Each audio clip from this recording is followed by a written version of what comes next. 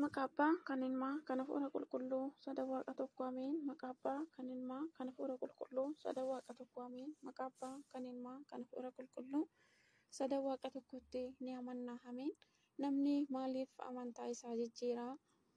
Kan jedhu kutaa afuraffaa ilaallee waliin darbine har'a immoo kutaa shanaffaa wajjin ni ilaalla. Waaqayyo Gooftaan hunduma keenya nu haa gargaaru. Namni maaliif amantaa isaa jijjiira? Kutaa shanaffaa. Faayidaa fooniitiin moo'amuutiin.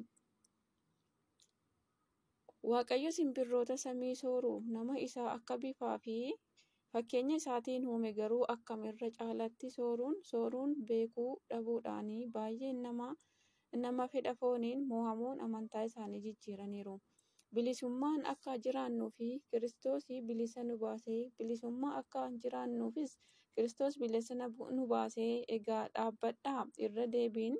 Lammaffaa waanjoo garbummaatti hin qabaminaa.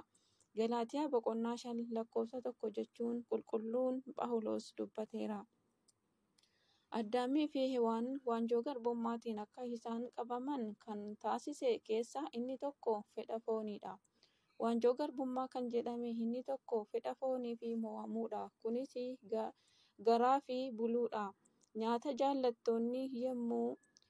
jaallattoonni yommuu kan hin quufne sarootadha. Isaanis qalbeeffachuu kan hin dandeenyedha. Hunduu gara daandii isaanii duraa isaanii hamma duubaa isaaniitti hunduu tokkoon isaanii gara faayidaa isaaniitti garagalaniiru.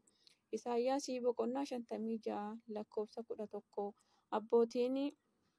Abbootiin 300 nyaataaf jettee hangafummaa kee hin gurgurin.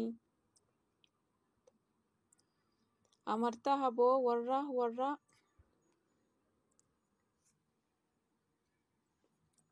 jedhanii kan barsiisanii fi kanaafidha.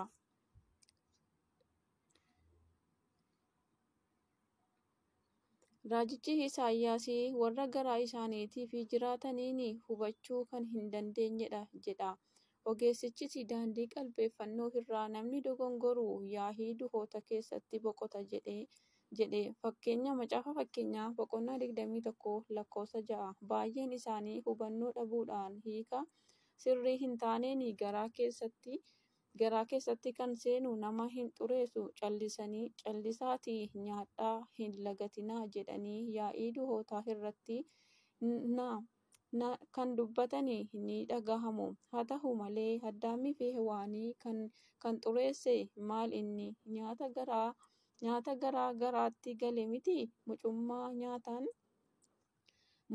nyaataan fudhatame dubbisuun deebisuu fi Addaamii lammaffaa yookaan Iyyasuus Kiristoos ni soome. Warri garaa isaaniif bulan garuu Iyyasuus Kiristoos nuuf soomeera kanaafuu nuti hin soomnu jedhu. Sababiin isaas kan waaqeffatan Waaqayyoon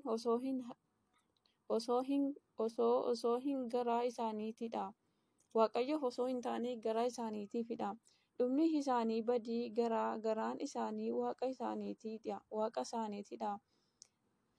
Filiphos boqonnaa 3:19 jedhameera. Raajichi Hisqeelis uummata koo soba keessan dhagahuu gowwoomsuun lubbuuwwan duutii isaaniif hin taane akka ajjeeftaniif lubbuuwwan jiraachuu hin qabne immoo jiraachisuu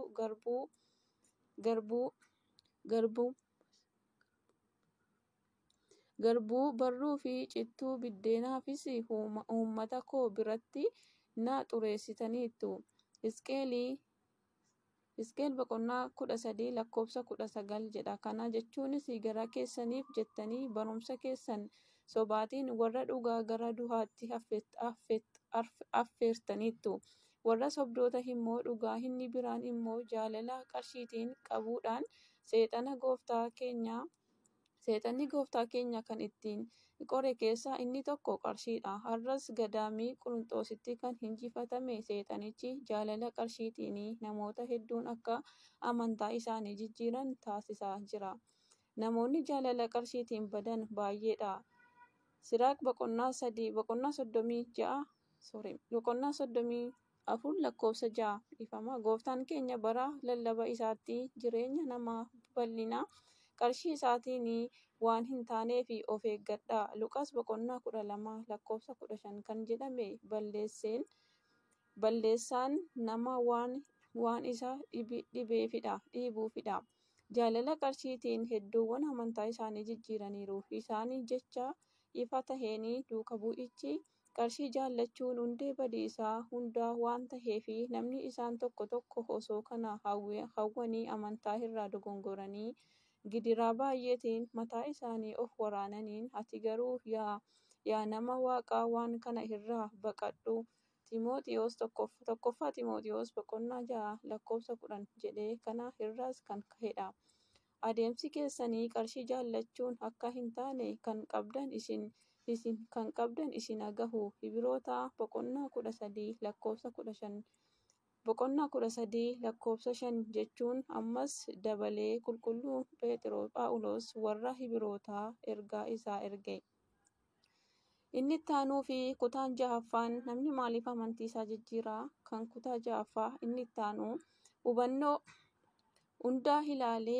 yoon hunda ilaale maal taha jechuudhaan. Kutaa 6ffaa amantaa ofii jijjiiruun hunda osoo ilaalanii jechuun kan amantaa isaanii ganamaa fannoo morma isaanii kutanii lakkoofsa hin qabani. Kun ibsa yookaan yaada of tuultonni yookaan immoo dubbii wallaalummaatidha. Of tuultota kan jedhamani ani nan beeka waan tokkollee narra hin gahu jedhu. Garuu ifa addunyaa kan jedhame qulqulluun Phaawulos namoota kanaaf akkas jedha. Eenyuyyuu waan tokko kan beeku yoo isinitti fakkaate hamma illee akka beekuun isaafi ta'utti hin beeku jedha. Tokkoffaa Qorontos boqonnaa 8 lakkoofsa 2 ni beeknaa umtuu nurra hin gahu jedhanii yaahii yookaan walgahii duhootaa macaafa fakkeenyaa boqonnaa 21 lakkoofsa 16 deemanii achumaan kan hafan baay'eedha. Kanaafis dabalee qulqulluun Phaawulos ammas akeekni seexanaa maal akka ta'e waan beekuu fi seexanni akka isin hin gowwoomsineef kana ni goona.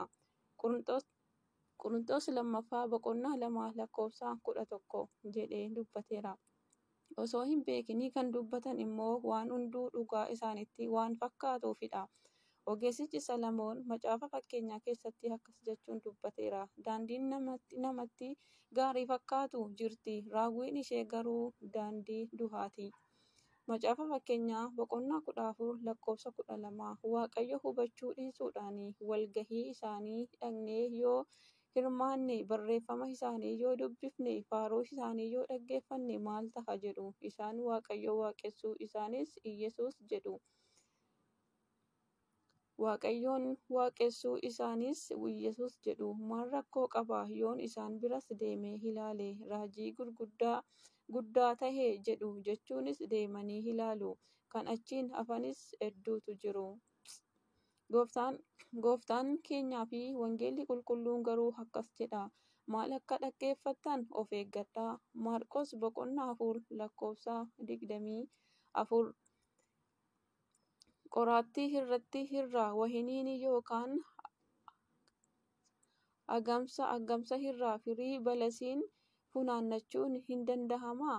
Maatiyos boqonnaa 7 lakkoofsa 16 hin dogongorinaa.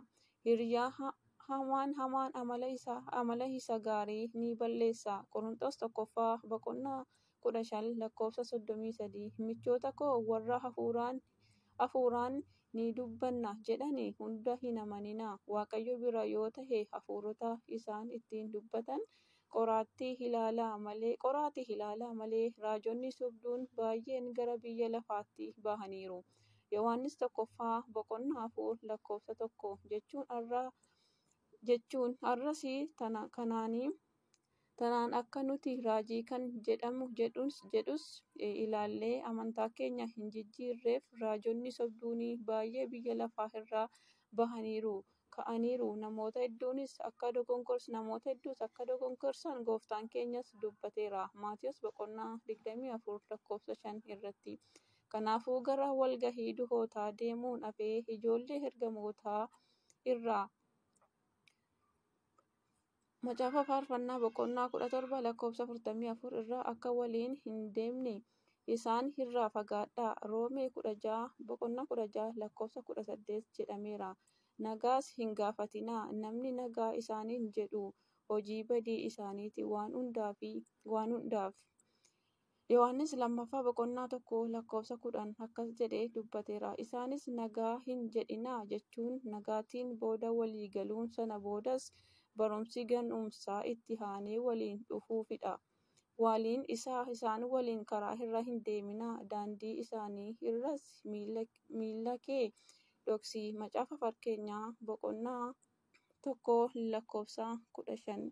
Ameen. Galanni Waaqayyoof haa ta'u. Waaqayyo gooftaan keenya hamma dhumaatti cimsee dhaabee amantaa keenyaan nu eeguun nu jabeessuun fedhaaf jaalala Waaqayyoo nuuf haa ta'u. Galanni Waaqayyoof deessuu haadhasaaf ulfaataa fannoosaaf hanga bara baraatti. Ameen. Barnoonni kun waan addunyaan yeroo ammaa fi yeroo har'aa kana keessa jirtudha jechuudha. Yeroo hundumayyuu jireenya keenya akka bishaan gabateerra goonee jiraanna. Amantaa keenyas akkasuma goonee jiraanna. Amantaan keenya immoo akka bishaan gabateerra yoo ta'e dhumni keenya du'a waan ta'eef Waaqayyo gooftaan hamma dhumaatti cimsee akka nu dhaabuuf fedhaaf jaalala Waaqayyoof nuuf haa ta'u. Galanni Waaqayyoof haa ta'u. Eebbifamaa. Waaqayyo isin haa eebbisu. Ulfaadhaa. Maqaa Abbaa, kan Ilmaa, kan Hafuura Qulqulluu, sada Waaqa